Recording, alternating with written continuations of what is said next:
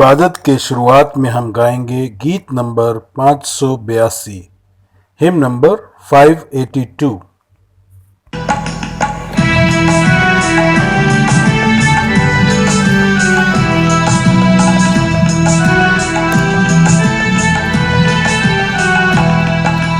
तेरे दिल के द्वार पर यीशु खटखटाता, खोलो तुम दरवाजा, वो है आना चाहता।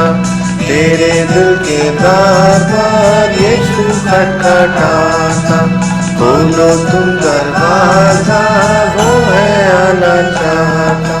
बनना चाहता वो है तेरा ही मेहमान, बनना चाहता वो है तेरा ही मेहमान।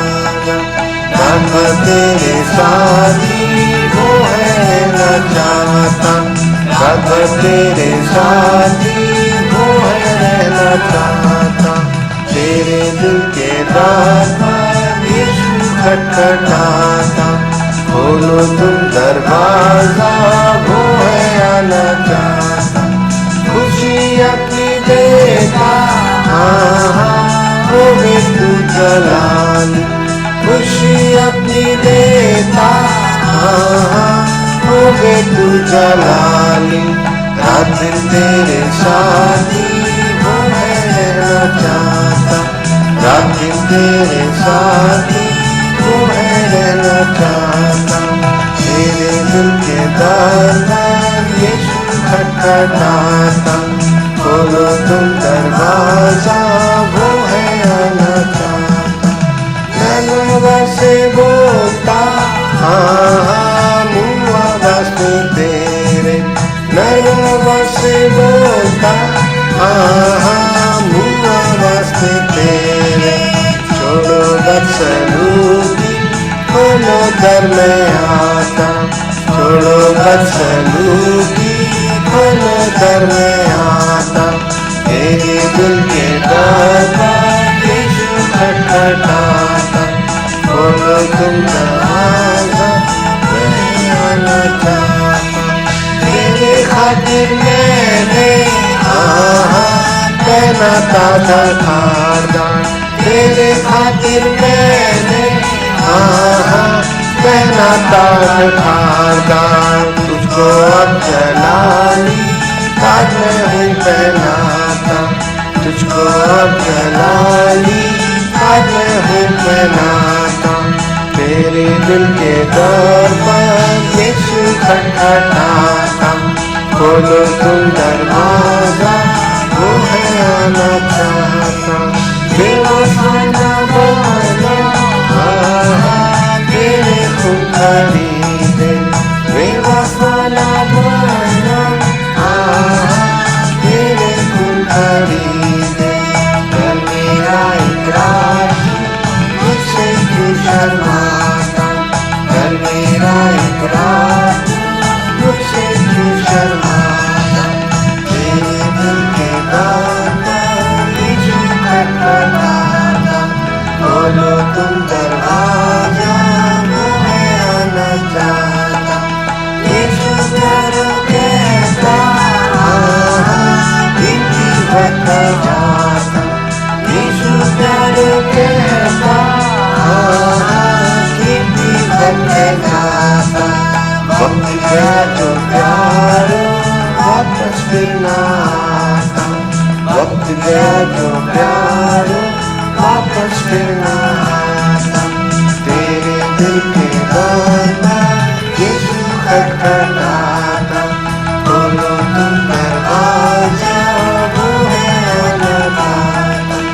खोलता हूँ दरवाजा दिल का है मसीहा, खोलता हूँ दरवाजा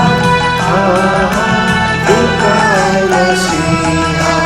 आओ इसमें रहो, मैं हूँ दिल से चाहता, आओ इसमें रहो, मैं हूँ दिल से चाहता। तेरे दिल के द्वार पर यीशु खटखटाता, खोलो तुम दरवाजा, वो है आना चाहता।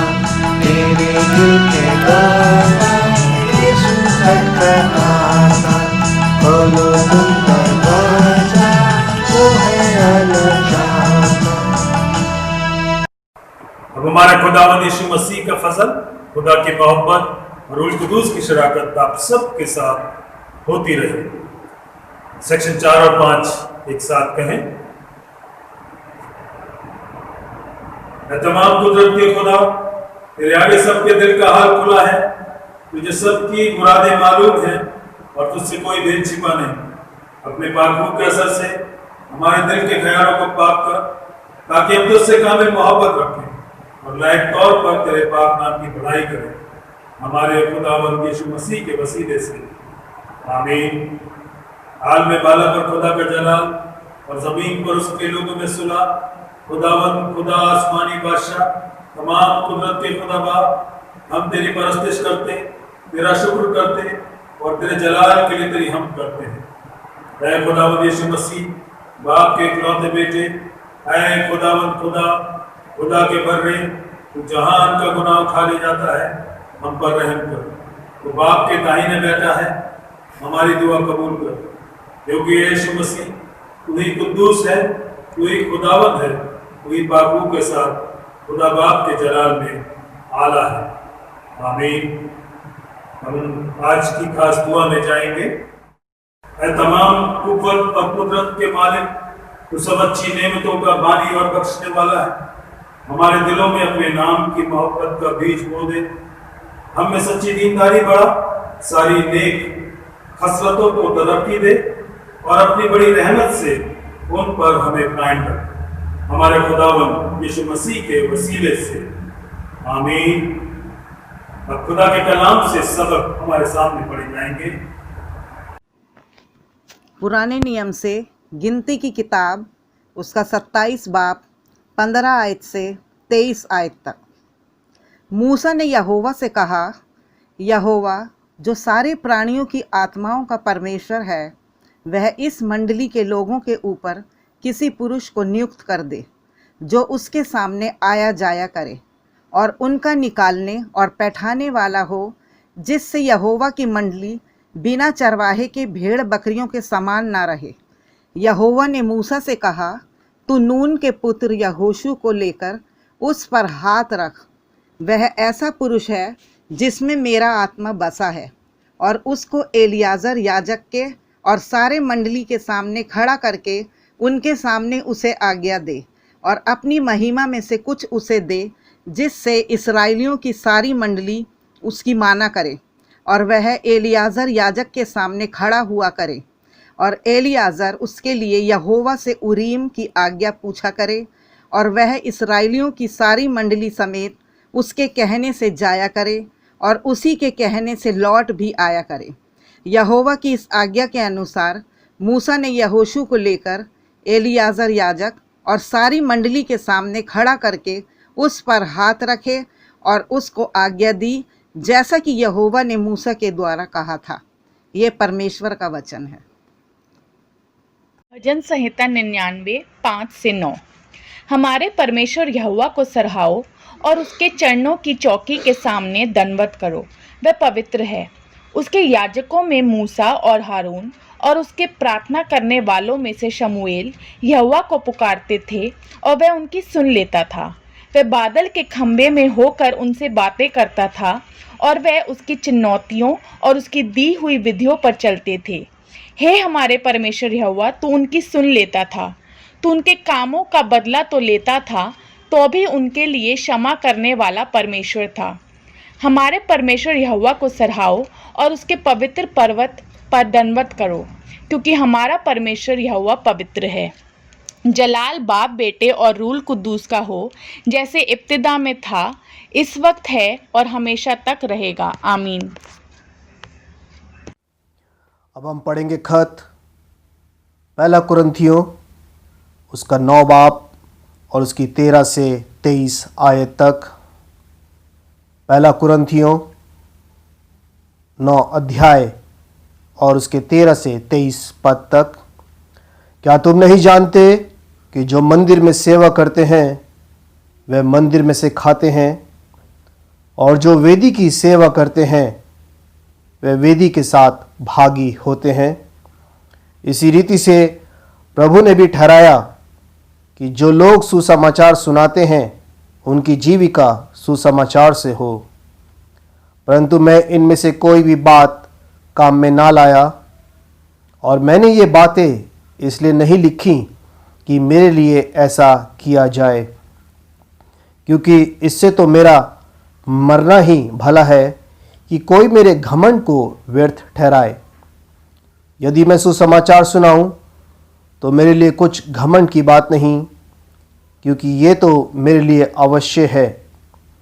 यदि मैं सुसमाचार ना सुनाऊं तो मुझ पर हाय, क्योंकि यदि अपनी इच्छा से ये करता हूं तो मजदूरी मुझे मिलती है, और यदि अपनी इच्छा से नहीं करता तो भी भंडारीपन मुझे सौंपा गया है।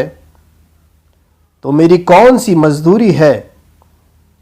ये कि सुसमाचार सुनाने में मैं मसीह का सुसमाचार सेंत मेंत कर दूं, यहाँ तक कि सुसमाचार में जो मेरा अधिकार है उसको भी मैं पूरी रीति से काम में ना लाऊं, क्योंकि सबसे स्वतंत्र होने पर भी मैंने अपने आप को सबका दास बना दिया है कि अधिक लोगों को खींच लाऊं। मैं यहूदियों के लिए यहूदी बना कि यहूदियों को खींच लाऊं। जो लोग व्यवस्था के अधीन हैं उनके लिए मैं व्यवस्था के अधीन ना होने पर भी व्यवस्था के अधीन बना कि उन्हें जो व्यवस्था के अधीन हैं खींच लाऊं।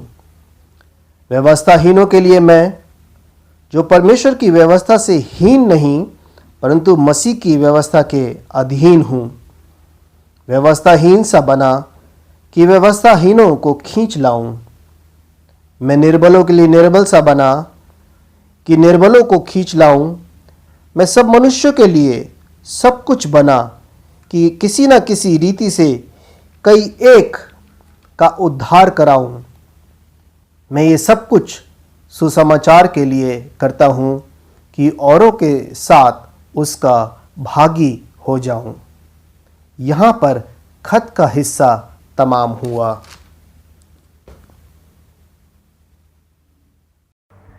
इंजील के पढ़े जाने से पहले हम गाएंगे गीत नंबर 250, हिम नंबर 250।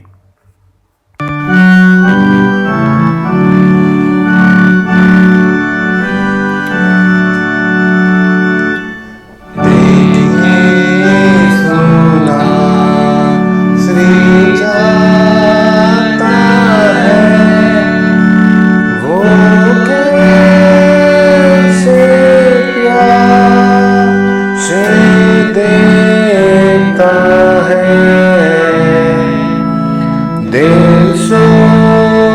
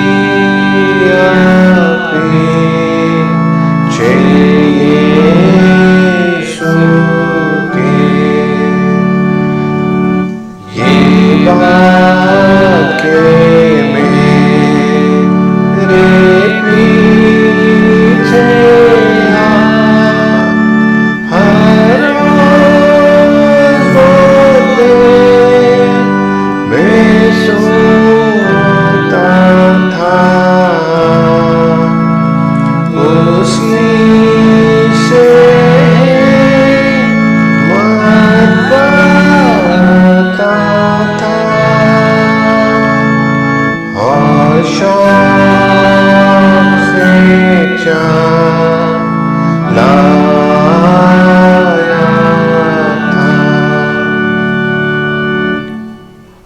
यीशु तुझे बुलाता है, तेरी क्यों तू करता है। जब मेरे बुलाता है, तू क्यों तेरा चाहता है। होशो करे मोहब्बत का और बाती की बुलाहट का।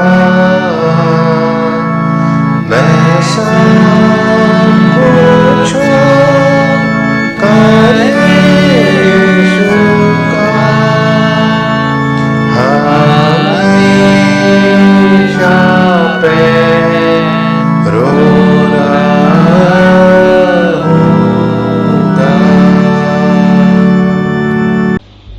हम पढ़ेंगे मुकद्दस मत्ती की इंजील, उसका 10वां अध्याय, पहली आयत से 10वीं आयत तक।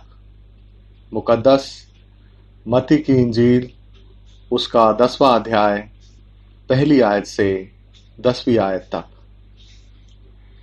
फिर उसने अपने 12 चेलों को पास बुलाकर उन्हें अशुद्ध आत्माओं पर अधिकार दिया कि उन्हें निकाले और सब प्रकार की बीमारियों और सब प्रकार की दुर्बलताओं को दूर करें। और 12 प्रेरितों के नाम ये हैं।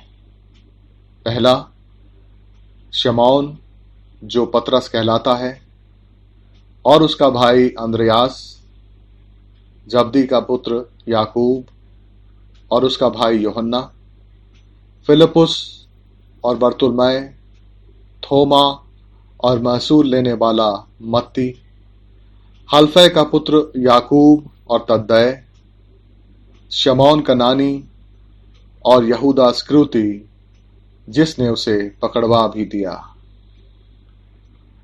इन 12 को यीशु ने ये आज्ञा देकर भेजा कि अन्य जातियों की ओर ना जाना और सामरियों के किसी नगर में प्रवेश न करना, परंतु इस्राएल के घराने ही की खोई हुई भेड़ों के पास जाना। और चलते चलते प्रचार कर कहो कि स्वर्ग का राज्य निकट आ गया है।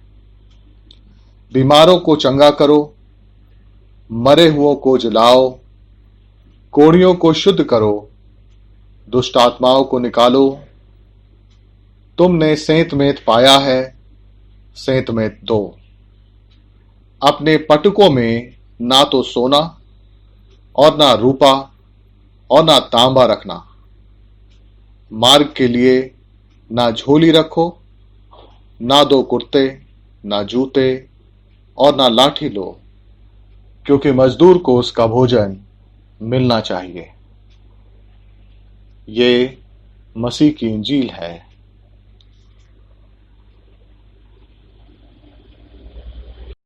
मत्ती की इंजील, उसका 10वां अध्याय। एक और बहुत ही इंपॉर्टेंट पैसेज हमारे सामने है। खुदावंद यीशु मसीह की मिनिस्ट्री में एक ऐसा मुकाम है जहां पर वो एक बहुत ही खास काम को अंजाम देने वाले हैं। वो खास काम क्या है? चेलों की बुलाहट और उनकी नियुक्ति का काम, the calling and commissioning of the disciples. और जो चेले हैं, इनकी आइडेंटिटी 10वें अध्याय के 2 पद से लेकर 4 पद तक दी गई कि ये 12 चेले कौन हैं। और उसके साथ साथ इन 12 चेलों की जो मिनिस्ट्री है, जो बुलाहट है, और उसके साथ साथ जो उनको कमीशन किया जा रहा है खुदावंद यीशु मसीह के द्वारा, उनकी मिनिस्ट्री की क्या अहमियत है। क्योंकि ये 12 लोग वो हैं जिनकी सेवकाई का असर इस पूरी दुनिया में होने वाला है, और ना सिर्फ इस दुनिया में बल्कि आने वाले अनंत काल के लिए इनकी मिनिस्ट्री का असर लगातार दिखाई देगा। इसलिए जबकि ये लम्हा बहुत ही खास है, ये मौका बहुत ही अहम है, खुदावंद यीशु मसीह अपने चेलों को बुलाहट देते हैं, उनको नियुक्त करते हैं। और जब इस बात को हम देखते हैं कि किस लिए उन्हें बुलाया गया, 5वें पद से आगे हम देख सकते हैं कि खुदावंद यीशु मसीह ने उन्हें एक आज्ञा दी। उन्हें आज्ञा दी कि उन्हें क्या काम करना है। उन्हें खोई हुई, भटकी हुई, भूली हुई, थकी हुई भेड़ों के पास जाना है, उन्हें लौटा कर लेकर आना है, और ये भी बताना है कि स्वर्ग का राज्य निकट है, और आने वाले न्याय, आने वाले जजमेंट की बात को भी उनको समझाना है, ताकि ये लोग अपने आने वाले उस न्याय के बारे में समझ के परमेश्वर की तरफ लौट आए। और जब खुदावंद यीशु मसीह इस बुलाहट और नियुक्ति के काम को कर रहे हैं, जो कि वो अपने चेलों को सौंपना चाहते हैं वो काम, तो एक सवाल हमारे सामने आता है कि खुदावंद यीशु मसीह ने ये किस तरीके से किया। How did he initiate it? उन्होंने लोगों को किस तरीके से इन्वॉल्व किया, और किस तरीके से खुदावंद यीशु मसीह ने इन चेलों को इस काम के लिए, इस मिनिस्ट्री के लिए तैयार किया। अगर हम 10वें पद को देखते हैं तो उसके पहले 10वें अध्याय के पहले पद को देखते हैं तो वहां लिखा है, फिर उसने अपने 12 चेलों को पास बुलाकर, यहाँ पर पास बुलाने की बात की गई है, और जो शब्द यहाँ पर इस्तेमाल किया गया है बुलाने के लिए, वो ग्रीक भाषा में है प्रोस कालेओ। कालेओ का मतलब है टू कॉल, क्रॉस का मतलब है टुवर्ड्स, अपनी तरफ बुलाना। और इसको अगर हम समझे, अपनी तरफ बुलाने का मतलब है to call them face to face, अपने बिल्कुल सामने बुलाना, ताकि जो काम सौंपा जा रहा है वो बिल्कुल फेस टू फेस सौंपा जा सके, आंखों में आंखें डालकर और पूरी गंभीरता के साथ उस काम को सौंपा जाए। क्योंकि जो काम सुपुर्द किया जा रहा है ये छोटा काम नहीं है, ये बहुत ही ज़रूरी, बहुत ही अहम काम है। शायद दुनिया में इससे बड़ा कमीशन कोई और नहीं हो सकता कि खुदावंद यीशु मसीह अपने चेलों को आने वाले लोगों की जिंदगी, अनंत जिंदगी की उस बड़ी मिनिस्ट्री को सौंप रहे हैं, जिसमें वो बहुत सी जिंदगियों को उद्धार में लेकर आ सकते हैं। खुदावंद यीशु मसीह जब ये कर रहे हैं तो हम देखते हैं कि उन्होंने इनको कमीशन किया, इनको नियुक्त किया, इनके हाथों में एक काम को सौंपा, और जो काम सौंपा गया वो खुदावंद यीशु मसीह के उद्धार के सुसमाचार को लोगों तक पहुंचाना है। और अगर दूसरे पद में आते हैं तो वहां पर लिखा है इन 12 प्रेरितों के नाम ये हैं। पहले पद में देखते हैं लिखा है 12 चेलों को पास बुलाया। दूसरे पद में इन 12 प्रेरितों के नाम, यहां पर उनका टाइटल बदल जाता है। पहले पद में जो चेलो शब्द का इस्तेमाल किया गया है ग्रीक भाषा में माथेटेस, उसका मतलब है लर्नर्स, जो सीख रहे होते हैं। और दूसरे पद में जो प्रेरितों के लिए शब्द इस्तेमाल किया गया प्लस्टलेओ, उसका मतलब है जो भेजे जा रहे हैं। इसका मतलब जो सीख रहे थे अब वो कुछ सीख चुके हैं, और उस काम को सीखने के बाद उस काम को करने के लिए उन्हें भेजा जा रहा है। और यहाँ पर उनके बुलाए जाने और भेजे जाने के बीच में और भी बड़ा प्रोसेस इन्वॉल्व है। एक किस्म की बुलाहट यहाँ पर खास तरीके से दिखाई दे रही है। पहली जो बुलाहट की बात को हम समझें और इस मिनिस्ट्री को पूरे तरीके से समझने की कोशिश करें तो इसकी 4 फेजेस हमारे सामने आते हैं। 4 फेजेस में हम इन्हें देख सकते हैं।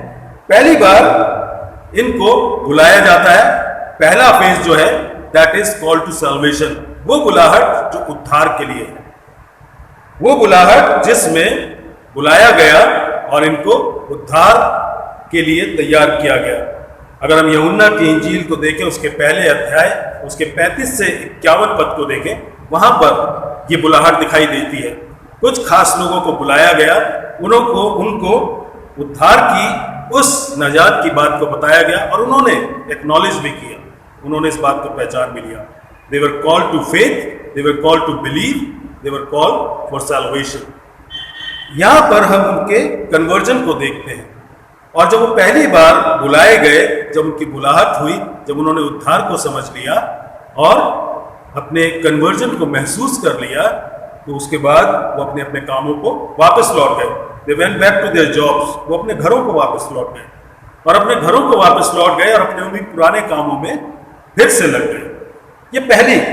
ये पहला फेज था उनकी कॉलिंग का, उनकी बुलाहट। उसके बाद दूसरा फेज आता है, दूसरा फेज उनकी जो बुलाहट का आता है वो हमें दिखाई देता है मत्ती की इंजील उसके 4 अध्याय के 18 से 20 पद तक, जहां पर लिखा है कि 2 भाई इंद्रियास और शमौन अपने जालों को तैयार कर रहे थे। खुदावंद यीशु मसीह ने उनको कहा तुम मेरे पीछे हो लो, और उन्होंने क्या किया? उन्होंने अपने जालों को छोड़ दिया, उन्होंने अपने प्रोफेशंस को छोड़ दिया, वो अपने आप को खुदावंद यीशु मसीह के पीछे लेकर चल दिए। अपने घरों को छोड़ा, अपने रिश्ते नातों को छोड़ा और सब कुछ छोड़कर खुदावंद यीशु मसीह के पीछे हो लिए। और ये जो फेज है उनका, ये वाला जो फेज है वो पहले वाले सैल्वेशन फेज के बाद अब एजुकेशन, सीखने का फेज उनकी जिंदगी में शुरू हो चुका है। जब इन्हें दूसरी बार ये बुलाहट आई तो इसका मतलब ये था कि अब उनका ट्रेनिंग का दौर शुरू हो गया था और खुदावंद यीशु मसीह ने उन्हें बुलाया और उनके उस कन्वर्जन को, उस उद्धार को जिसे वो पहले महसूस कर चुके थे, उसके बाद इन्हें अपनी सेवकाई के लिए तैयार करना शुरू किया। This was there education phase. उसके बाद तीसरा फेज उनकी जिंदगी में जो आया, जो भी हम मत्ती की इंजील उसके 10वें अध्याय में देखते हैं, वो हमारे सामने है।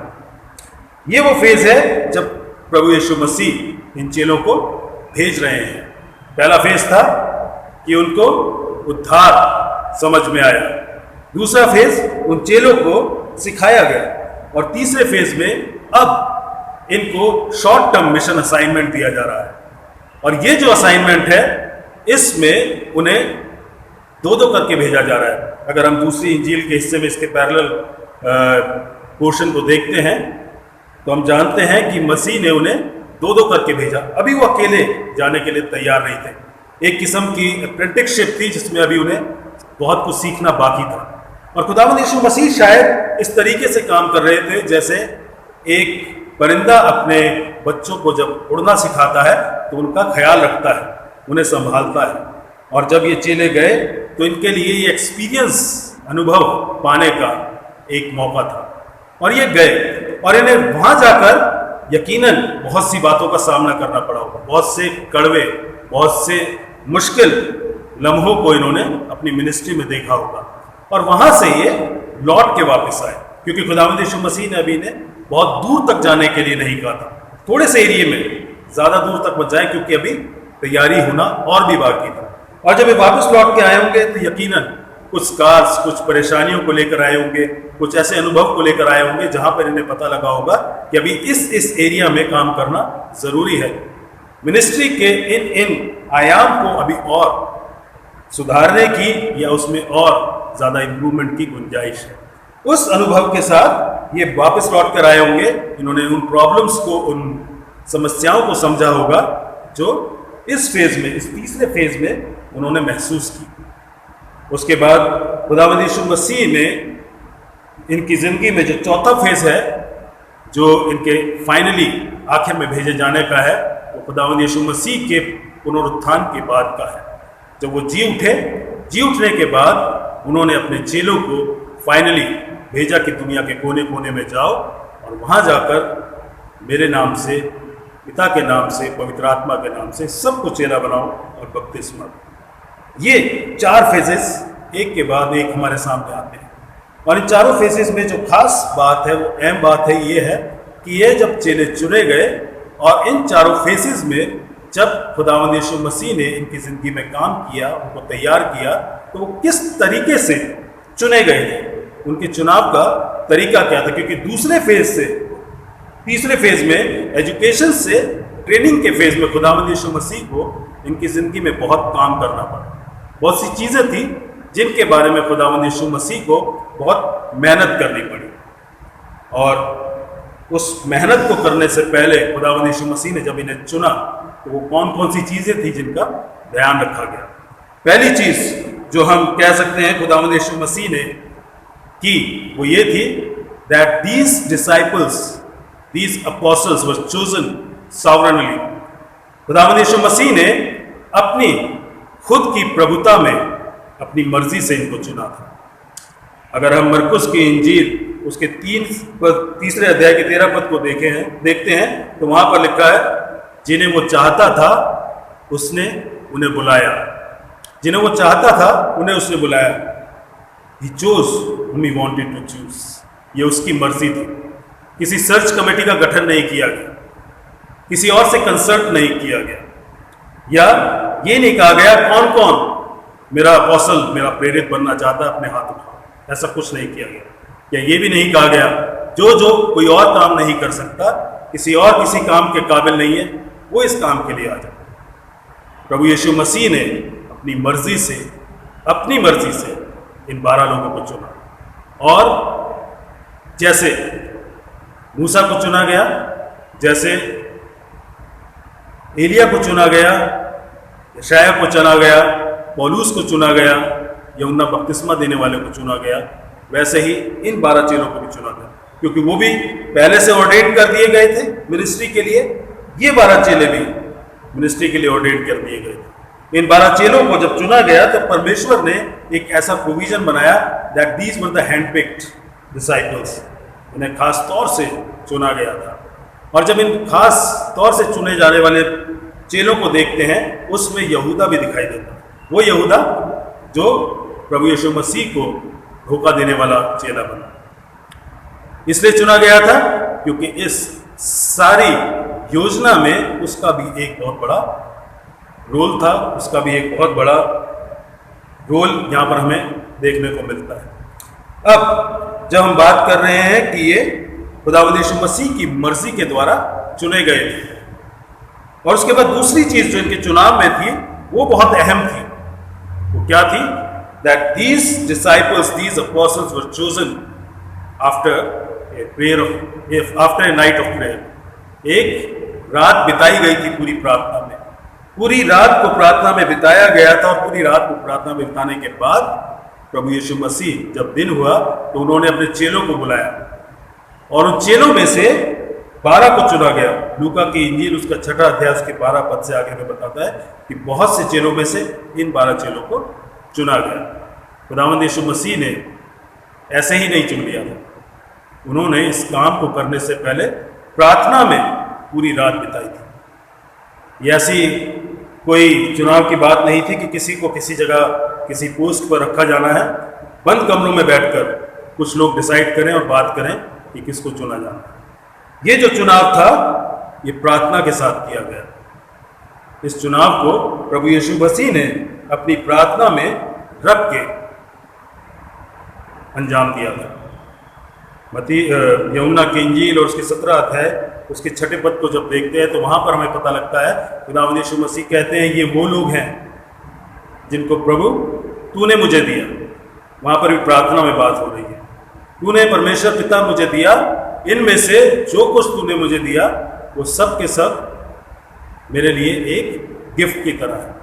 इसीलिए जिनका चुनाव किया गया, they were chosen sovereignly, they were chosen after a night of prayer and they were chosen to be trained। उनको इसलिए चुना गया था ताकि उन्हें तैयारी दी जा सके, उनके ऊपर काम किया जा सके, उनको बहुत अच्छे तरीके से इस मिनिस्ट्री के लिए, परमेश्वर के राज्य के काम के लिए पूरी तैयारी दी जा सके। और इस काम को जब करने की बात होती है, तैयारी की बात होती है, तो कई बार जो ट्रेनिंग है और जो तैयारी है उसको हल्के में ले लिया जाता है।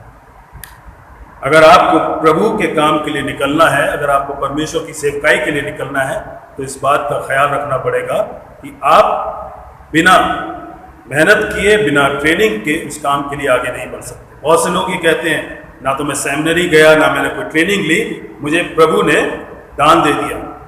अगर प्रभु ने दान दिया है अच्छी बात है, लेकिन अगर ये बात इसलिए कही जा रही है कि देखो मैंने कुछ भी मेहनत नहीं करी, लेकिन मैं उन लोगों से ज़्यादा समझदार हूँ जिन्होंने ट्रेनिंग भी ली, जिन्होंने मेहनत भी करी, तो एक तरीके से प्रभु से ज़्यादा अपने आप को प्रमोट करने की बात है। और परमेश्वर इस तरह के घमंड, इस तरह की बातों से नफरत करते हैं।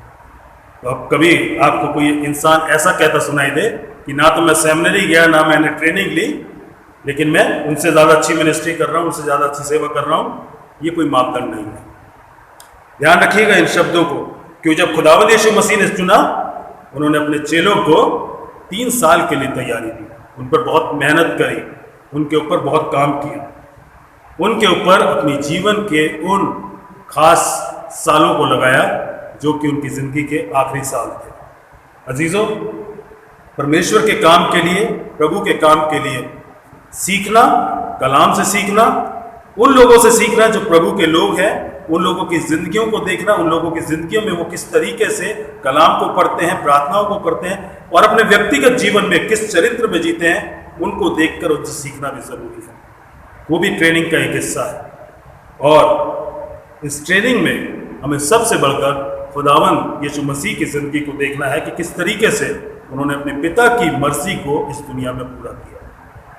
और जब खुदावंद यीशु मसीह इस ट्रेनिंग को अपने चेलों को दे रहे थे, इस शिक्षा को, इस तैयारी को अपने चेलों को दे रहे थे, तो खुदावंद यीशु मसीह को बहुत सी ऐसी चीज़ें हैं जिनको अपने चेलों की ज़िंदगी में ठीक करना पड़ा, ताकि उन चेलों को जो कि सीख रहे हैं वो भेजे जाने के लिए तैयार हो सके। इस काम को खुदावंद यीशु मसीह ने किया। 5 अहम चीज़ें हैं जो हमारे सामने आती हैं। पहली जो चीज़ है, उनके चेलों में जो सबसे बड़ी कमी थी, जो सबसे बड़ी खामी थी, वो ये थी कि वो रूहानी बातों को नहीं समझते थे। उनको इस बात की समझ नहीं थी पूरे तरीके से कि what are the spiritual things. और जब खुदावंद यीशु मसीह उन 12 चेलों को चुन रहे थे, उन चेलों को जिन्होंने इस दुनिया को पूरे तरीके से खुदावंद के कलाम से भर देना था, जब उनके बारे में ये कहा जाता है कि उनको रूहानी बातों की, आत्मिक बातों की समझ नहीं थी, तो बड़ा मुश्किल हो जाता है। वेरी टफ स्टार्ट, क्योंकि खुदावंद यीशु मसीह ने जब उन चेलों को लिया तो उन चेलों में से बहुत सी बार ऐसी बातों को सुनने को मिला कि हम देख सकते हैं कि वो बड़ी साधारण सी बातों को नहीं समझते थे। दे did not understand simple parables. वो कई बार साधारण से दृष्टांतों को नहीं समझ पाते थे। और जब भी खुदावंद यीशु मसीह उनसे पूछते थे, क्या जो तुमने सुना उसको समझा, बड़ी जल्दी से कह देते थे, हाँ प्रभु, सब समझ गए। क्या हकीकत में समझते थे? नहीं समझते थे। और इतने ना समझते कि वो ये भी नहीं समझते थे कि वो जिस बात के लिए कह रहे हैं कि समझ गए, उसे समझे नहीं। और बड़ी अजीब सी परिस्थिति हो जाती है। मत्ती 15 उसके 15वें पद को जब देखते हैं तो चेले उनके पास आकर कहते हैं, प्रभु हमें ये दृष्टांत समझा, प्रभु हमें ये दृष्टांत समझा। और खुदावंद यीशु मसीह उनसे कहते हैं, अभी तक नहीं समझे, मैं तुम्हारे साथ हूं, सिखा रहा हूं, तुम अभी तक नहीं समझे। एक फ्रस्ट्रेशन सा दिखाई देता है खुदावंद यीशु मसीह की इस स्टेटमेंट में। ये जो बातें हैं इनकी समझ तो तुम्हें आ जानी चाहिए, लेकिन तुम अभी तक नहीं समझे। और लूका की इंजील उसके 18वें अध्याय और उसके 31 पद से आगे जब देखते हैं तो एक और चीज़ हमारे सामने आती है जो इनकी समझ को बयान करती है। वो क्या है? 18वें अध्याय के 31वें पद में खुदावंद यीशु मसीह अपने 12 चेलों को साथ ले जा रहे हैं और उनसे कहते हैं, देखो हम यरूशलेम को जाते हैं और जितनी बातें मनुष्य के पुत्र के भविष्य के लिए भविष्यवक्ताओं के द्वारा लिखी गई हैं वे सब पूरी होंगी। और जब वह सब पूरी होंगी तो क्या होगा? क्योंकि वह अन्य जातियों के हाथ में सौंपा जाएगा, उसे ठट्टों में उड़ाएंगे और उसका अपमान करेंगे, उस पर थूकेंगे और उसे कोड़े मारेंगे और घात करेंगे और तीसरे दिन फिर जी उठेगा। खुदावंद यीशु मसीह ने बिल्कुल एक्सप्लेन कर दिया अपने बारे में, अपनी आने वाली उस बात को बता दिया जो उन्हें क्रूस तक लेकर जाएगी और उनको मार दिया जाएगा। और अपने पुनरुत्थान की बात उन्हें कही। और उसके आगे 34वें पद में क्या लिखा है? पर उन्होंने इन बातों में से कोई बात ना समझी। थोड़ी तो समझ जाती है, लेकिन ये वो चेले हैं जो खुदावंद यीशु मसीह के साथ हैं। खुदावंद यीशु मसीह समझा रहे हैं, लेकिन उन्होंने कुछ भी नहीं समझा। They did not understand anything. अजीजों, ना तो वो दृष्टांतों को समझ पा रहे थे, ना वो उन प्रोफेसीज को समझ पा रहे थे जो खुदावंद यीशु मसीह के बारे में की गई थी। और इसके बाद अगर हम देखें, वो खुदावंद यीशु मसीह के पैशन, उनके प्रोसिक्यूशन को भी नहीं समझ पाए। क्योंकि अगर लूका की इंजील उसके 13वें अध्याय में जब देखते हैं तो खुदावंद यीशु मसीह जब पैर धोने के लिए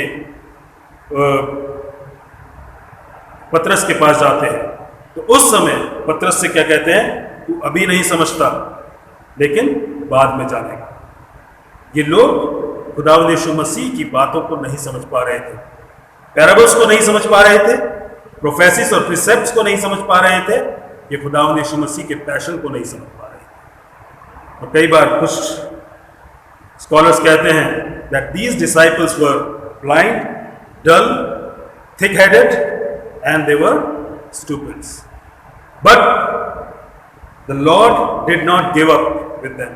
प्रभु यीशु मसीह ने उन पर काम करना नहीं छोड़ा, उनकी जिंदगी में लगातार काम करते रहे। And by teaching, and teaching, he overcame this problem. खुदावंद यीशु मसीह ने अपने बार बार सिखाने से, बार बार सिखाए जाने से उनके इस खुरदरे हिस्से को एक बार फिर से स्मूथ कर दिया। These rough edges were smoothened by Lord Jesus Christ by his teaching. खुदावंद यीशु मसीह ने इस काम को उनकी जिंदगी में किया। First thing, they did not understand the spiritual things. Second thing, they lacked humility. उनके अंदर विनम्रता की कमी थी, उनके अंदर हलीमी की कमी थी। जब हम बात करते हैं इन चेलों की, तो हम कह सकते हैं कि ये चेले वो थे जिनके अंदर जलन थी, जिनके अंदर ईर्ष्या थी, जिनके अंदर शायद एक दूसरे के प्रति गुस्सा भी था। कई बार ये बड़े घमंडी भी नजर आते हैं। कह सकते हैं कि तो वो 12 चेले थे जिनका हमें आदर करना चाहिए, जिनके बारे में हमें अच्छी बातें करनी चाहिए, और ये चेले जब जिनके बारे में हमें अच्छी बातें करनी चाहिए, हम ऐसी बातें उनके बारे में कैसे कर सकते हैं। मरकुस की इंजील अगर उसके 9वें अध्याय को देखते हैं तो वहां पर खुदावंद यीशु मसीह जब इन चेलों से बात करते हैं तो एक बयान हमारे सामने आता है। वहां पर हम देखते हैं कि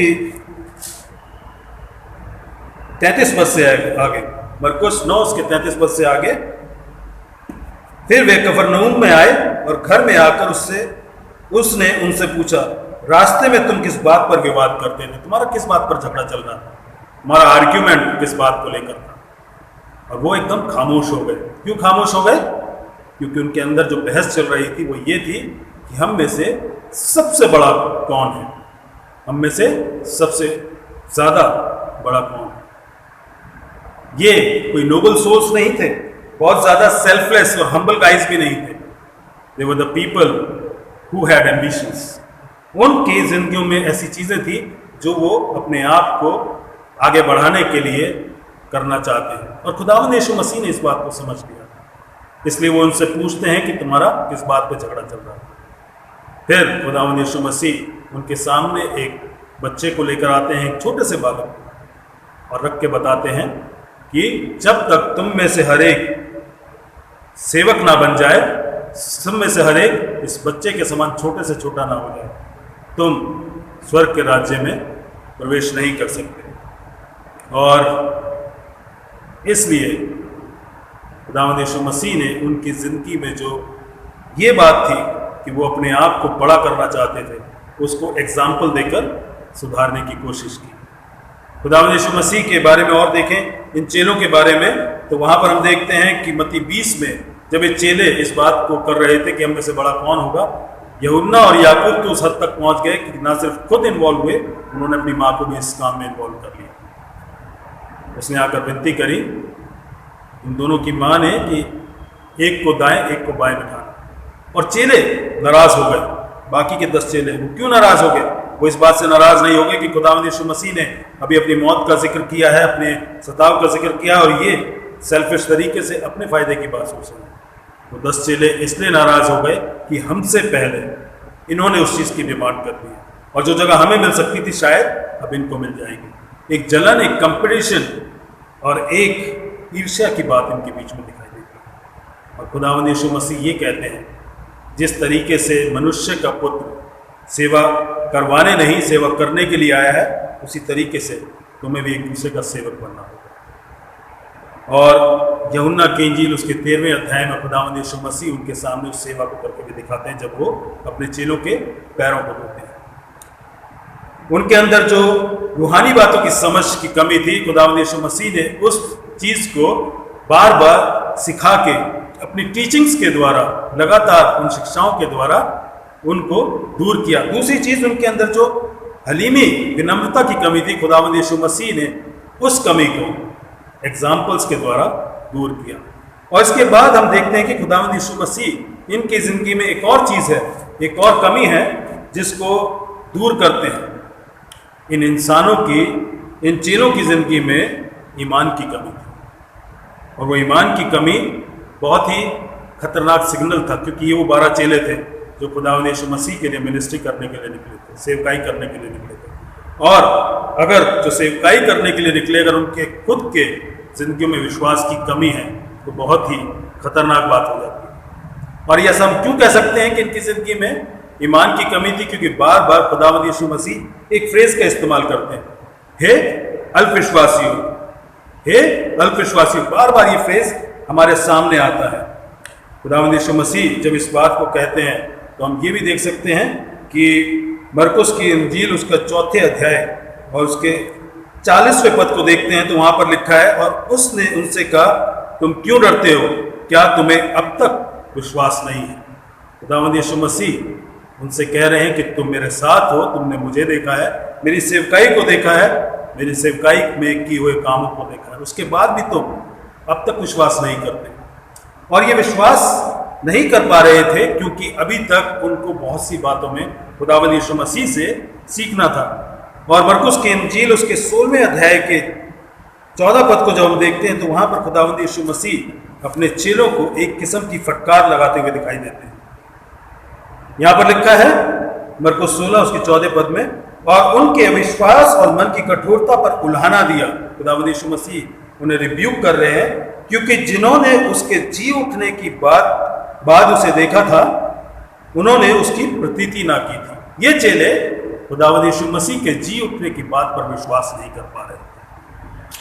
ये उनकी मिनिस्ट्री के दौरान बहुत सी बातों पर विश्वास नहीं कर पा रहे थे जब वो जिंदा थे, और उसके बाद मरने के बाद जब वो जी उठे और जिन लोगों ने रिपोर्ट किया उनके रेजरेक्शन, उसके पुनरुत्थान के बारे में, ये चेले उस पर भी विश्वास नहीं कर पा रहे। और खुदावंद यीशु मसीह यहाँ पर उन्हें डांट लगा रहे हैं, उनको रिब्यूक कर रहे हैं।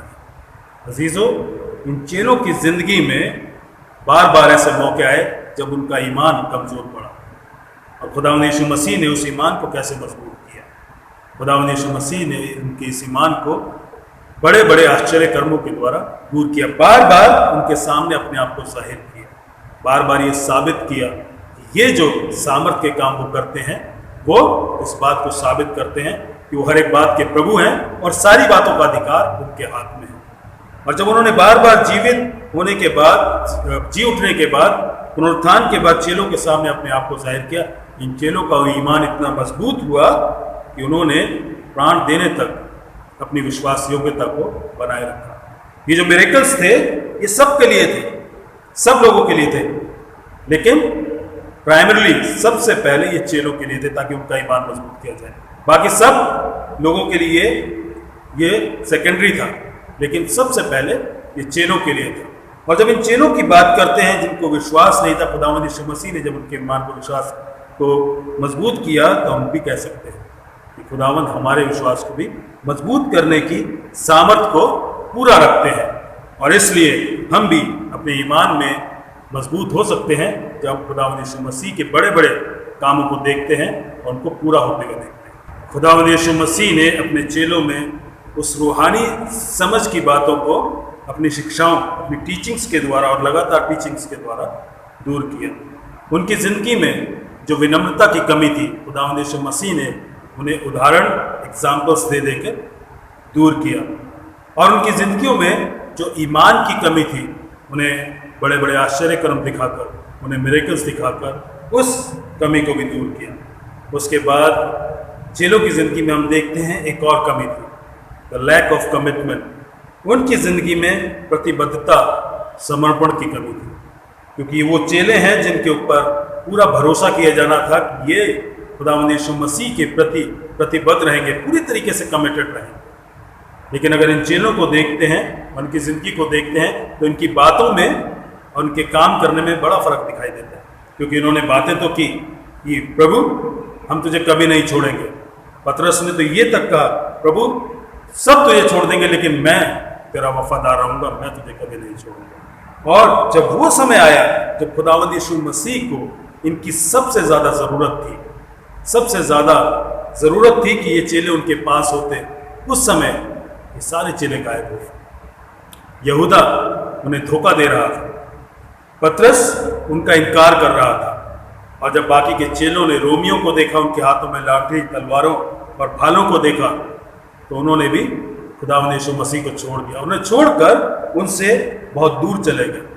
ये वो चेले थे जिनको खुदावंद यीशु मसीह के साथ पूरी कमिटमेंट के साथ खड़ा होना चाहिए था, लेकिन इन चेलों ने खुदावंद यीशु मसीह को छोड़ दिया। अजीजों, खुदावंद यीशु मसीह ने इनकी ज़िंदगी में उस कमिटमेंट की कमी को समझ लिया था, और उस कमिटमेंट की कमी को समझने के बाद खुदावंद यीशु मसीह ने आगाही भी दी थी।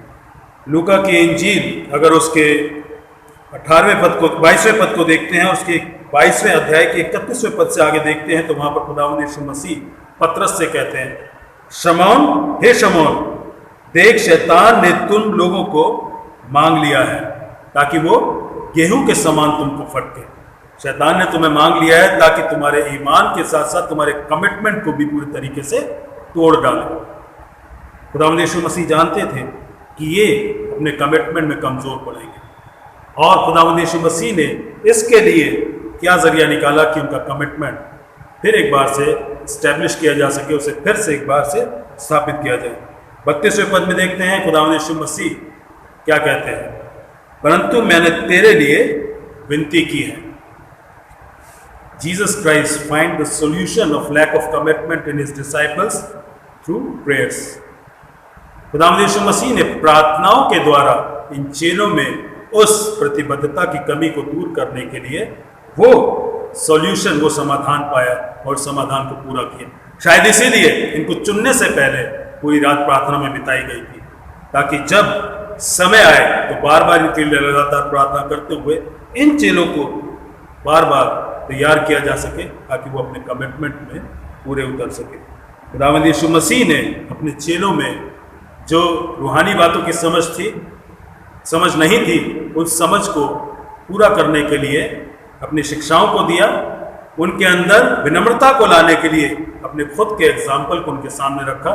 उनके ईमान की कमी को दूर करने के लिए खुदावंद यीशु मसीह ने उनके लिए मिरेकल्स किए, और उनकी कमिटमेंट की कमी, उनकी प्रतिबद्धता की कमी के लिए खुदावंद यीशु मसीह ने उनके लिए प्रार्थना की, ताकि उनका कमिटमेंट, उनकी प्रतिबद्धता एक बार फिर से मजबूत हो सके।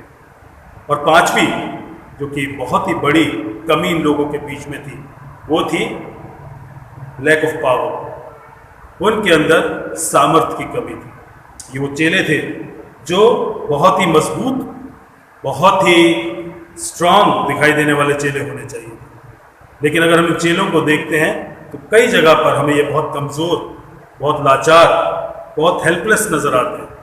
और इनकी ज़िंदगी में हम देखते हैं तो ये पता लगता है कि शायद they are powerless, they are helpless, they are very weak. और इन चेलों की कमज़ोरी हमें इंजील में ख़ास तौर से दिखाई देती है। मत्ती की इंजील अगर उसके 7वें अध्याय और उसके 14 पद से आगे अगर हम देखें तो वहाँ पर जिक्र आता है कि खुदावंद यीशु मसीह जब भीड़ के पास पहुँचते हैं तो उनके सामने एक इंसान आकर दुहाई देता है। वो दुहाई क्या देता है, हे प्रभु मुझ पर दया कर, क्योंकि मेरे बेटे को मिर्गी आती है और उसने बहुत दुख उठाए हैं, बार बार गिरता है आग में और पानी में। और उसने कहा मैं तेरे चेलों के पास इसे लेकर आया था, पर वे अच्छा ना कर सके। चेले यहाँ पर लाचार हो गए थे, दे वर पावरलेस। उनके पास कोई ऐसी ताकत नहीं थी कि इस इंसान के बेटे को ठीक कर सकते। इसलिए खुदावंद उससे कहते हैं, हे अविश्वासी और हठीले लोगों, मैं कब तक तुम्हारे साथ रहूँगा, कब तक तुम्हारी सहूँगा। खुदावंद यीशु मसीह उनकी इस कमज़ोरी को देखकर, उनकी इस लाचारी को देखकर, उनकी इस मायूसी की हालत को देखकर एक बार फिर से परेशान हुए और उनको एक बार फिर से डांट लगाते हैं। और खुदावंद यीशु मसीह उन्हें बताते हैं कि इसको ठीक करने का क्या तरीका है, उपवास और प्रार्थना के द्वारा। लेकिन उपवास और प्रार्थना के साथ साथ एक वो चीज़ जो सबसे ज़्यादा ज़रूरी है, जिसके द्वारा हम सामर्थ पा सकते हैं, इन चेलों ने भी उसके द्वारा सामर्थ पाई, वो है पवित्र आत्मा। क्योंकि यूहन्ना की इंजील उसके 20वें अध्याय में जब हम देखते हैं तो वहाँ पर लिखा है, फिर प्रभु यीशु मसीह ने उनके अंदर पवित्र आत्मा को फूंक दिया जब पवित्र आत्मा उनके अंदर फूका गया, उन्होंने सामर्थ पाई और उसके बाद वो खुदावंद यीशु मसीह की खिदमत के लिए पूरे तरीके से निकल पाए। खुदावंद यीशु मसीह की अगर हमें खिदमत करनी अजीजों, हमें कलाम का पढ़ना, प्रार्थना का करना और खुदावंद यीशु मसीह पर पूरे तरीके से निर्भर रहना जरूरी है, ताकि वो हमारी जिंदगियों में लगातार काम कर सके। हम रिलेट कर सकते हैं इन चेलों के साथ अपनी जिंदगी को, क्योंकि हम में से कोई भी ऐसा नहीं है जो ये कह सके कि हमने रूहानी बातों को पूरी तरीके से समझ लिया। जब तक प्रभु यीशु मसीह का कलाम हमें ये नहीं समझाएगा या हमें उन लोगों के द्वारा नहीं समझाया जाएगा जो कलाम के बारे में जानते हैं, हम नहीं समझ पाएंगे। इसलिए बार बार शिक्षा के द्वारा, बाइबल की शिक्षा के द्वारा हम खुदावंद के उन रूहानी बातों को समझ सकते हैं। हमारे अंदर कभी भी हलीमी नहीं आ सकती जब तक हम खुदावंद यीशु मसीह के एग्जाम्पल को नहीं देखते, उसकी ज़िंदगी को नहीं देखते, उसकी ज़िंदगी के कामों को नहीं देख सकते। जब हम उसकी ज़िंदगी को देखते हैं और उसकी उस ज़िंदगी की उस सेवकाई को देखते हैं जिसमें उसने पूरे तरीके से विनम्र रहकर अपने आप को पिता के सबमिशन में रखा और अपने आप को हलीम किया, अपने आप को छोटा किया, तब तक हम खुदावंद यीशु मसीह की मिनिस्ट्री के उस पहलू को भी नहीं समझ सकते। हमारे अंदर ईमान की कमी बार बार आ जाती है, कई बार हम ईमान में कमज़ोर पड़ते हैं, लेकिन खुदावंद के कलाम में वो बातें लिखी हैं, वो सारी बातें जो उन चेलों के ईमान को मजबूत करती थी, वो आश्चर्य कर्म हमारे ईमान को भी मजबूत करते हैं, क्योंकि सिर्फ परमेश्वर ही है जिनके पास सारा अधिकार है। और उसके बाद हम देखते हैं कि हमारे अंदर भी कई बार कमिटमेंट, प्रतिबद्धता की कमी हो जाती है। उस वक्त हमें ज़रूरत है कि हम प्रार्थना करें, लोग हमारे लिए प्रार्थना करें और हम परमेश्वर के सामने अपने आप को बार बार समर्पण में लेकर आएँ। हमें बार बार अपनी जिंदगियों को आजमाने की ज़रूरत है, परखने की ज़रूरत है कि हमारा कमिटमेंट कहीं कम तो नहीं हो रहा, कहीं हम अपने कमिटमेंट में पीछे तो नहीं जा रहे हैं। अजीज़ों, हमें बार बार इस बात को गौर करने की ज़रूरत है और हमें इस बात को भी समझने की ज़रूरत है, हम जो खुदावंद यीशु मसीह के लोग कहलाते हैं, क्या हम कमज़ोर पड़ चुके हैं या हमारे अंदर पवित्र आत्मा की सामर्थ है? अगर हमारे अंदर पवित्र आत्मा की सामर्थ है तो हम किसी भी परिस्थिति का सामना खुदावंद यीशु मसीह के कलाम में होकर, उनकी प्रार्थनाओं के द्वारा और पवित्र आत्मा की सामर्थ में होकर कर सकते हैं। और ये सारी चीज़ें हमारी ज़िंदगी में दिखाई देनी चाहिए। परमेश्वर ने, प्रभु यीशु मसीह ने इन 12 चेलों को, जो कोई खास नहीं थे, क्योंकि ये कहा जाता है कि जब इन चेलों को चुना गया तो उन चेलों के बारे में कुछ लोगों का स्टेटमेंट ये था कि ये तो बिल्कुल साधारण थे। उनमें से एक ज़ेलट था, एक पॉलिटिकल रेबेलियस आदमी था, एक चुंगी लेने वाला था जिसको समाज में कोई इज्जत नहीं मिलती थी, हाथों से काम करने वाले, मछलियों को पकड़ने वाले, जाल का इस्तेमाल करने वाले मछुआरे थे। इन लोगों की समाज में कोई बहुत बड़ी हस्ती नहीं थी, लेकिन परमेश्वर ने उन्हें चुना। अजीज़ों, खुदावंद किसी को भी चुन सकते हैं और इस्तेमाल कर सकते हैं, और खुदावंद जिनको चुनते हैं, जिन्हें तैयार करते हैं, उन्हें इस्तेमाल भी करना जानते हैं। तो मुझे और आपको भी अपने आप को पूरे तरीके से प्रभु के हाथों में अपने आप को सौंप कर पूरे समर्पण के साथ उसके पास आना है। लेकिन एक बात का ध्यान हम सबको रखना है, उन 12 चेलों में यहूदा भी था।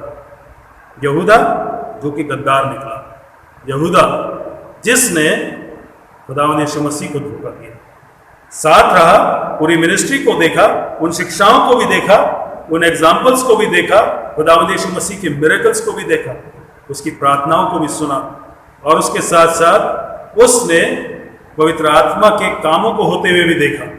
लेकिन इसके बावजूद भी उसने अपने एम्बिशन के चलते, अपने खुद के, अपनी उन बातों को प्राथमिकता देते हुए जो उसको अच्छी लगती थी, उसने प्रभु को छोड़ दिया।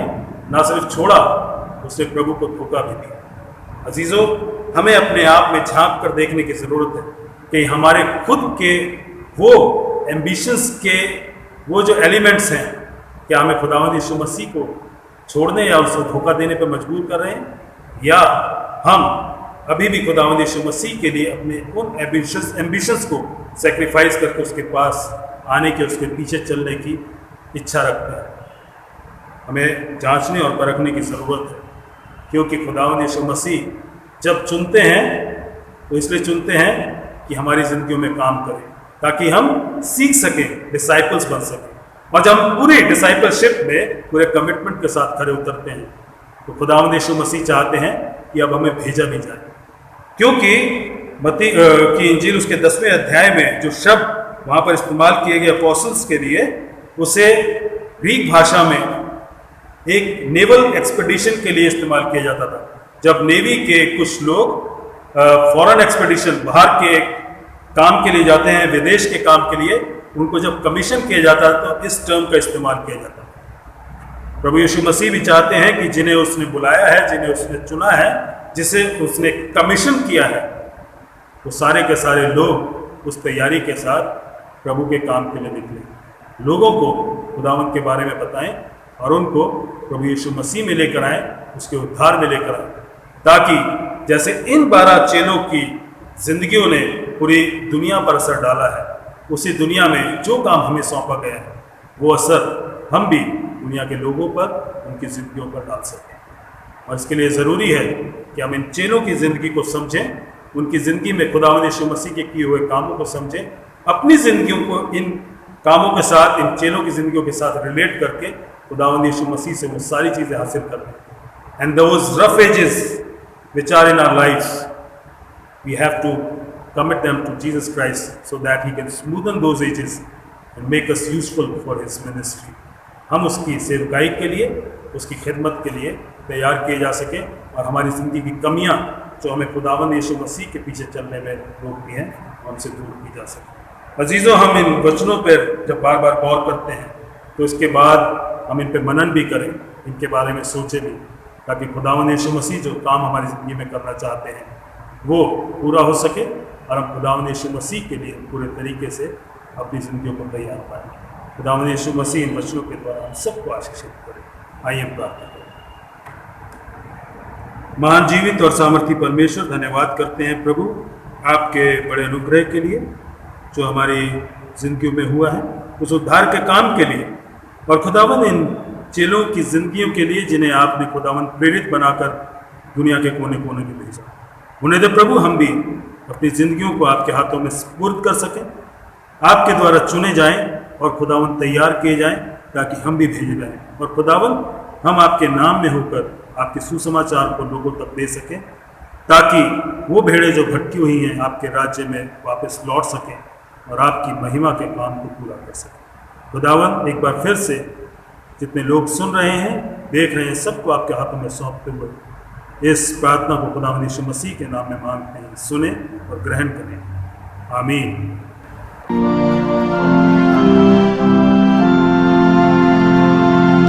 मैं ईमान रखता हूँ एक खुदा का मतलब पर, जो आसमान और जमीन और सब देखी और अनदेखी चीजों का खालिक है, और एक खुदावन यीशु मसीह पर, जो खुदा का एकलौता बेटा है, तो लालों से पेशतर अपने बाप से मौलूद, खुदा से खुदा, नूर से नूर, हकीकी खुदा से हकीकी खुदा, मसनू नहीं बल्कि मौलूद,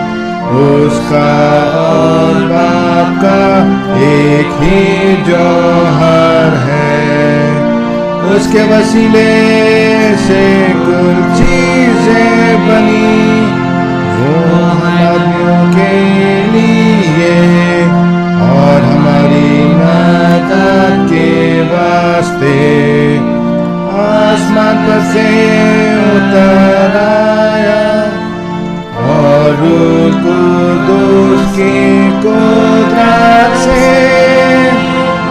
कुंवारी मरियम से मुजस्सम हुआ और इंसान बना, और पिलातुस के हद में हमारे लिए मसलूब भी हुआ, उसने दुख उठाया और दफन हुआ।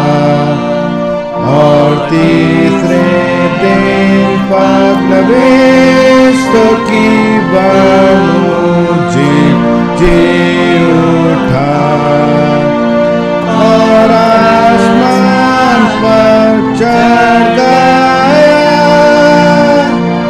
और बाप के दाहिने बैठा है। वो जलाल के साथ जिंदों और मुर्दों की अदालत के लिए फिर आएगा।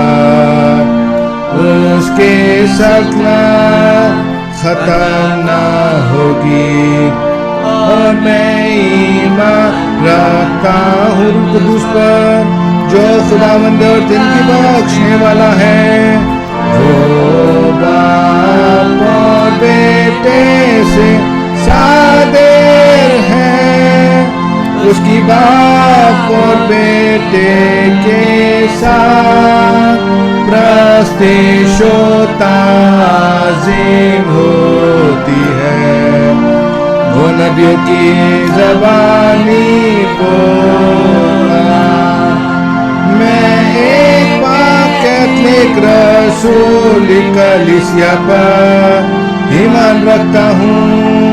मैं एक बपतिस्मे का जो गुनाहों की माफी के लिए है इकरार करता हूँ। और मुर्दों की क़यामत और आइंदा जहान का इंतज़ार करता हूँ।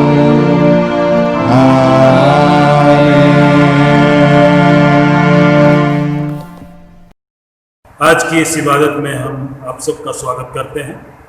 जितने लोग इस इबादत में शामिल हैं, चाहे वो होली ट्रिनिटी चर्च की कलीसिया के लोग हैं या वो अजीज़ वो दोस्त हैं जो इस इबादत में शामिल हो रहे हैं, सबका स्वागत है। आपका जो हौसला अफजाई का एक सिलसिला लगातार जारी है कि ये इबादतें आपको पसंद आ रही हैं, उसके लिए हम शुक्रगुजार हैं। पूरी टीम जो इस काम को कर रही है, आप उसको अप्रिशिएट कर रहे हैं और ये दुआएं, ये इबादतें बहुत दूर दूर तक लोगों तक पहुंच रही हैं। कलाम का काम है, कलाम की बशारत का काम है। इस पैंडेमिक, इस कोरोना के दौर में भी कलाम की बशारत रुक नहीं रही है। खुदा का बहुत अच्छा अनुग्रह का काम है। आप दुआएं करते रहें कि जब तक दुआएं नॉर्मल तरीके से गिरजाघरों में नहीं होती हैं, इबादत इसी तरीके से चलती रहें ताकि लोग इन इबादतों से और इन दुआओं से महरूम ना हो सकें। खुदावंद हम सब के साथ हैं, अपना रहम हम सब पर कर रहे हैं।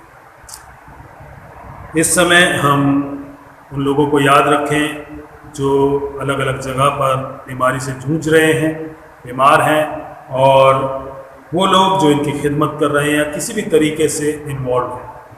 इस समय हम उन लोगों की सहायता मदद भी कर सकते हैं। प्रार्थनाओं के जरिए तो हम कर ही रहे हैं। हम उनके लिए अपने हौसला अफजाई के शब्द भी बोल सकते हैं, अपने रिसोर्सेज को भी उनके साथ शेयर कर सकते हैं या फ़ोन पे या और तरीके से उनसे बातचीत करके उनको हौसला दे सकते हैं। क्योंकि ये बीमारी का समय ऐसे होता है कि हम अपने आप को कई बार अकेला या मायूस पाते हैं, लेकिन जब लोग हमें हौसला देते हैं, हमारे साथ बातचीत करते हैं, तो हम एक नई ताकत अपनी ज़िंदगियों में, अपने जिस्मों में पाते हैं। तो मेहरबानी करके एक दूसरे को दुआओं में याद रखें और एक दूसरे के साथ बातचीत करते हुए भी उनका हौसला भी बढ़ाते रहें। हम सब्सक्रिप्शंस के लिए और चंदे के लिए बार बार आपको बता रहे हैं कि काफ़ी लोग चाहते हैं कि वो चंदा दे सकें और सब्सक्रिप्शन दे सकें।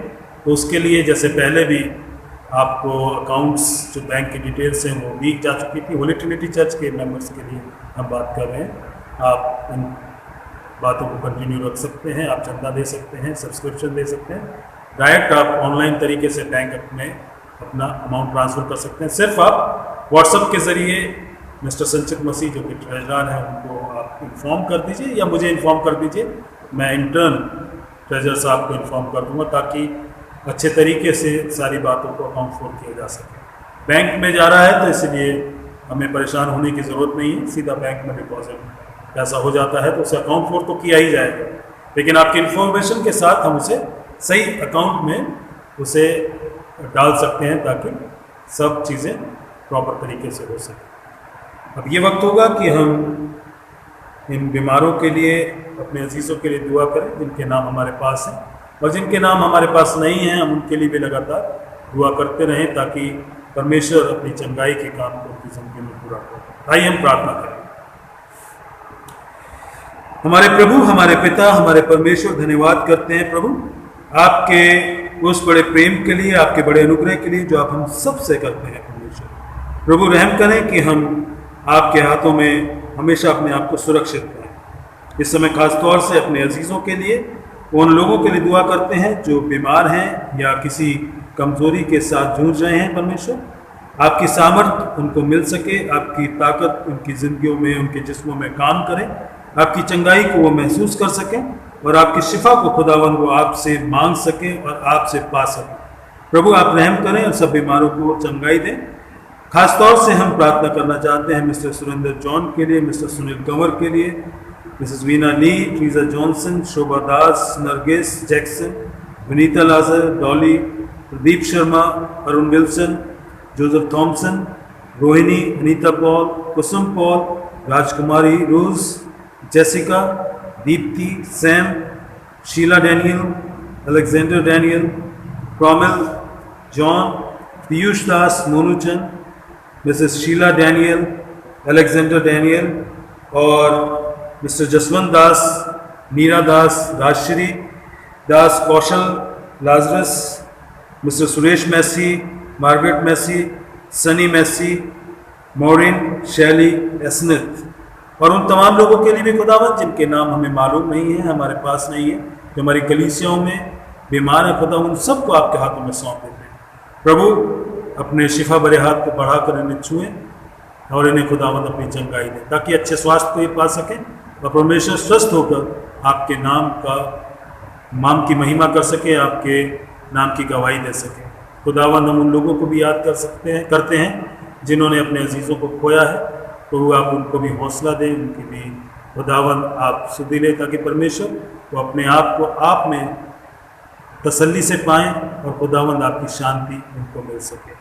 प्रभु हम सब जो कि आपकी बनाई हुई प्रजा है खुदावंद, अपने आप को आपके हाथों में सौंपते हैं और प्रभु हम आपसे मांगते हैं हमारी अगुवाई लगातार करते रहें ताकि खुदावंद हम एक दूसरे के लिए हौसले का कारण बन सकें और एक दूसरे की सहायता में खुदावंद आपके प्रेम को प्रदर्शित कर सकें। खुदावंद यीशु मसीह के नाम से मांगते हैं, आमीन। अब ये वक्त होगा कि हम सिफारिश दुआओं में जाएं। आइए हम सब इंसानों के लिए दुआ करें और अपनी दुआओं को खुदावंद यीशु मसीह की दानी सिफारिश के साथ पेश करें। आए आसमानी बाप, हम तुझसे दुआ करते हैं कि सारे जहान में इंसाफ और सुलह कायम हो और हर इंसान बहुतायत से ज़िंदगी पाए। आए रहीम खुदावंद, हमारी दुआ सुन। उन सब के लिए जो इस शहर में बसते हैं और उन तमाम बातों को दूर करने के लिए भी जो एक दूसरे में फूट और झगड़े पैदा करती हैं, ताकि हमारे मुल्क में सच्ची एकता और मेल मिलाप की तरक्की हो। आए रहीम खुदावंद, हमारी दुआ सुन। उन सब के लिए जो खेती बाड़ी, उद्योग धंधे या व्यापार में लगे हुए हैं, सब मजदूरों और कारीगरों के लिए और उन सारे लोगों के लिए भी जो हमारी ज़रूरतों को पूरा करते हैं। आए रहीम खुदावंद, हमारी दुआ सुन। तमाम उस्तादों, पढ़ने वालों, साइंसदानों, लेखकों, हुनरमंदों और उन सब के लिए भी जो दूसरे लोगों के दिलो दिमाग पर असर डालते हैं। आए रहीम खुदावंद, हमारी दुआ सुन। उन सब के लिए जो दुख या तकलीफ उठा रहे हैं, बेरोजगार हैं, गरीब और भूखे हैं, मुहताज जो कुचले हुए हैं, जो बीमार या मरने के करीब है। खास तौर से हम प्रार्थना करते हैं कोरोना वायरस के लिए कि खुदावन इस बीमारी को जल्द से जल्द ख़त्म करे और सब स्वस्थ हो जाएं और खुदावंत को धन्यवाद देने वाले हो सकें। और उन सब के लिए भी जो उनकी मदद करते हैं। आए रहीम खुदावंत हमारी दुआ सुन। उन सब के लिए जिन्हें इस मुल्क और दूसरे मुल्कों में इख्तियार दिया गया है, खासकर हमारे राष्ट्रपति रामनाथ कोविंद, प्रधानमंत्री नरेंद्र मोदी, इस सूबा के गवर्नर अनिल बैजल और मुख्यमंत्री अरविंद केजरीवाल, चीफ जस्टिस शरद बोबडे और उन सब के लिए भी जो किसी भी तरह का इख्तियार रखते हैं। आए रहीम खुदावन हमारी दुआ सुन। सब मसीही लोगों की एकता और मेल मिलाप के लिए और दुनिया में उनके मुनासिब तौर से गवाही देने और खिदमत करने के लिए। आए रहीम खुदावन हमारी दुआ सुन। इस मुल्क में तेरी तमाम कलीसिया के लिए, उसकी कौंसिलों और रहनुमाओं के लिए, खासकर हमारे मॉडरेटर पीसी सिंह, दक्षिण भारत की कलीसिया के मॉडरेटर ए धर्मराज और मार्थोमा कलीसिया के मेट्रोपॉलिटन जोसेफ, हमारे बिशप फारिस मसीह और तेरी कलीसिया के तमाम दीगर खादिमों के लिए, खास तौर से हमारे पासवान रेवरेंड जेकब जेम्स और डीकन जोएल लागर के लिए कि वे अपनी खिदमत को वफादारी से बजा लाएं। आए रहीम खुदावन हमारी दुआ सुन। ये बख्श कि तेरे उन तमाम लोगों के साथ जिन्होंने वफादारी से इस दुनिया में तेरी खिदमत की है, हम भी तेरी बादशाही की अब्दी खुशी में शरीक हों। आए रहीम खुदावन हमारी दुआ सुन। आए आसमानी बाप, अपनी बादशाही जल्ला और हमारी इन दुआओं को कबूल फरमा जो हम तेरे बेटे और अपने खुदावंद और मुंजी यीशु मसीह के नाम के वसीले से पेश करते हैं। आमीन। गुनाहों का इकरार। आए अजीजो, हमारे खुदावन यीशु मसीह ने फरमाया, खुदावन हमारा खुदा एक ही खुदावन है। तो खुदावन अपने खुदा से अपने सारे दिल और अपनी सारी जान और अपनी सारी अकल और अपनी सारी ताकत से मोहब्बत रख। पहला हुक्म यही है। दूसरा यह है कि तो अपने पड़ोसी से अपने बराबर मोहब्बत रख। इनसे बड़ा और कोई हुक्म नहीं। खुदा ने दुनिया से ऐसी मोहब्बत रखी कि उसने अपना इकलौता बेटा यीशु मसीह बख्श दिया कि हमें गुनाहों से बचाए, आसमान में हमारे लिए सिफारिश करे और हमें हमेशा की ज़िंदगी को पहुँचाए। इसलिए आइए हम तौबा ईमान के साथ अपने गुनाहों का इकरार करें। हम खुदा के फजल से उसके हुक्मों को मानने का और सब लोगों के साथ मेल और मोहब्बत से रहने का पक्का इरादा करें। आए तमाम कुदरत के खुदा, हमारे आसमानी बाप, हमने ख्याल, कौल और फेल से और अपने ही साथियों के खिलाफ गुनाह किया है। हमने अपनी नादानी और कमजोरी के बाइस और जानबूझकर भी बुराई की है और भलाई करने में नाकामयाब रहे हैं। इन सब के लिए हम निहायत गमगीन हैं और तौबा करते हैं। तेरे बेटे यीशु मसीह ने हमारे लिए अपनी जान कुर्बान की है।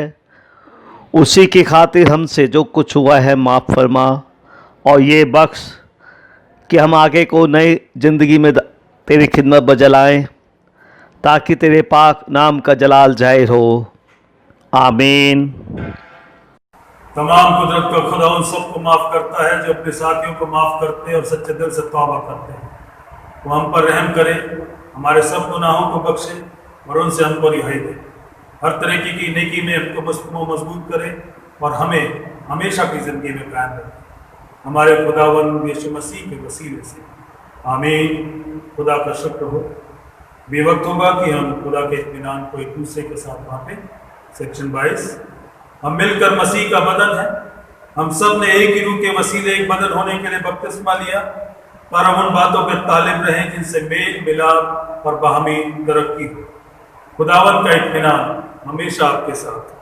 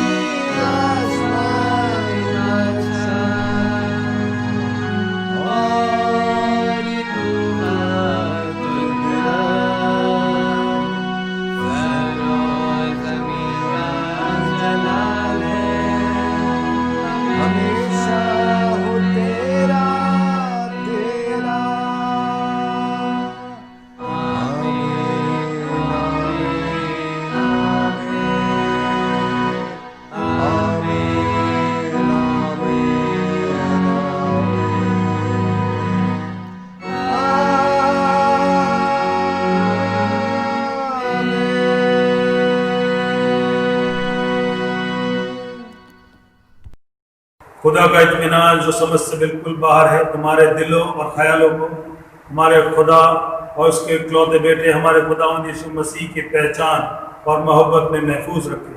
और खुदा कादिर मतलब बाप, बेटे और रूह कुदूस की बरकत तुम पर हो और तुम्हारे साथ हमेशा रहे। आमीन।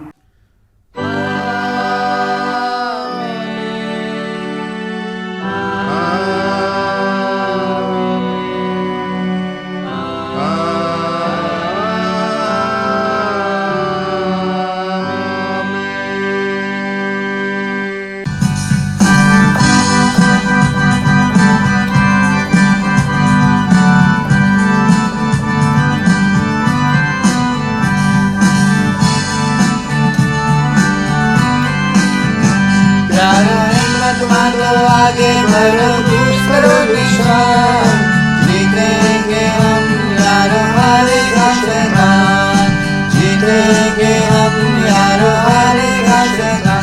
यारो हिम्मत बांधो, आगे बढ़ो, कुछ करो विश्वास, जीतेंगे हम यारो हारेगा शैतान, जीतेंगे हम यारो हारेगा शैतान। लड़ो लड़ो फुर्ती करो, यीशु है कप्तान, लड़ो लड़ो फुर्ती करो, यीशु है कप्तान। हिम्मत बांधो, आशा रखो, भागेगा शैतान। प्यारो हिम्मत बांधो, आगे बढ़ो, कुछ करो निशान, जीतेंगे हम यारो हारेगा शैतान, जीतेंगे हम यारो हारेगा शैतान। पाप और धर्म में चारों तरफ मरते हैं इंसान, पाप और धर्म में चारों तरफ मरते हैं इंसान। दया करो भारत पर, वो हुआ परेशान। प्यारो हिम्मत बांधो, आगे बढ़ो, कुछ करो निशान, जीतेंगे हम यारो हारेगा शैतान, जीतेंगे हम यारो हारेगा शैतान। जाकर करो प्यारो यीशु का बयान, घर घर जाकर करो प्यारो यीशु का बयान। वो है राजा मुक्तिदाता, सब पर मेहरबान। प्यारो हिम्मत बांधो, आगे बढ़ो, कुछ करो निशान, जीतेंगे हम यारो हारेगा शैतान, जीतेंगे हम यारो हारेगा शैतान। जल्दी करो, सुनाओ सबको यीशु का फरमान, जल्दी करो, सुनाओ सबको यीशु का फरमान। पापी बचते जाते जाते जो उस पर ईमान। प्यारो हिम्मत बांधो, आगे बढ़ो, कुछ करो निशान, जीतेंगे हम यारो हारेगा शैतान, जीतेंगे हम यारो हारेगा शैतान। दास कहे बैरी शर्माते, सुन यीशु का ज्ञान, दास कहे बैरी शर्माते, सुन यीशु का ज्ञान। लोग मसीह को मानते जाते, हारता है शैतान। प्यारो हिम्मत बांधो, आगे बढ़ो, कुछ करो निशान, जीतेंगे हम यारो हारेगा शैतान, जीतेंगे हम यारो हारेगा शैतान। प्यारो हिम्मत बांधो, आगे बढ़ो, कुछ करो निशान, जीतेंगे